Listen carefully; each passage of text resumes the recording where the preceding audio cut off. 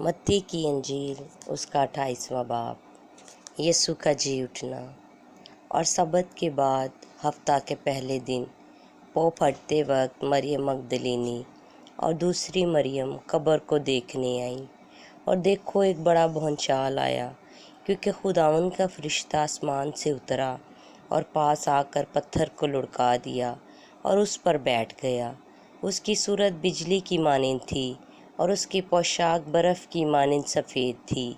और उसके डर से निगाहबान काँप उठे और मुर्दा से हो गए। फरिश्ता ने औरतों से कहा, तुम ना डरो, क्योंकि मैं जानता हूँ कि तुम यस्सु को ढूंढती हो, जो मसलूब हुआ था। वो यहाँ नहीं है, क्योंकि अपने कहने के मुताबिक जी उठा है। आओ ये जगह देखो जहाँ खुदावंद पड़ा था, और जल्द जाकर उसके शागिर्दों से कहो कि वो मुर्दों में से जी उठा है। और देखो, वो तुमसे पहले गलील को जाता है, वहाँ तुम उसे देखोगे। देखो, मैंने तुमसे कह दिया है। और वो खौफ और बड़ी खुशी के साथ कब्र से जल्द रवाना होकर उसके शागिर्दों को खबर देने दौड़ी। और देखो, यस्सु उनसे मिला और उसने कहा, सलाम। उन्होंने पास आकर उसके कदम पकड़े और उसे सजदा किया। इस पर यस्सु ने उनसे कहा, डरो नहीं, जाओ मेरे भाइयों से कहो कि गलील को चले जाएं, वहाँ मुझे देखेंगे। पहरेदारों का बयान। जब वो जा रही थी तो देखो, पहरे वालों में से बाज़ ने शहर में आकर तमाम माजरा सरदार काहिनों से बयान किया। और उन्होंने बुज़ुर्गों के साथ जमा होकर मशवरा किया और सिपाहियों को बहुत सा रुपया देकर कहा, ये कह देना कि रात को जब हम सो रहे थे, उसके शागिर्द आकर उसे चुरा ले गए।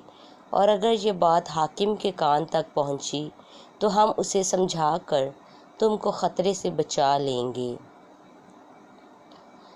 बस उन्होंने रुपया लेकर जैसा सिखाया गया था वैसा ही किया, और ये बात आज तक यहूदियों में मशहूर है। यस्सु अपने शागिर्दों पर ज़ाहिर होता है, और 11 शागिर्द गलील के उस पहाड़ पे गए जो यस्सु ने उनके लिए मुकर्रर किया था। और उन्होंने इसे देखकर सजदा किया, मगर बाज़ ने शक किया।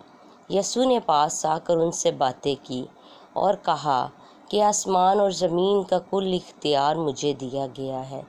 बस तुम जाकर सब कौमों को शागिर्द बनाओ और उनको बाप और बेटे और रूहुल कुद्दस के नाम से बपतिस्मा दो, और उनको ये तालीम दो कि इन सब बातों पर अमल करें जिनका मैंने तुमको हुक्म दिया।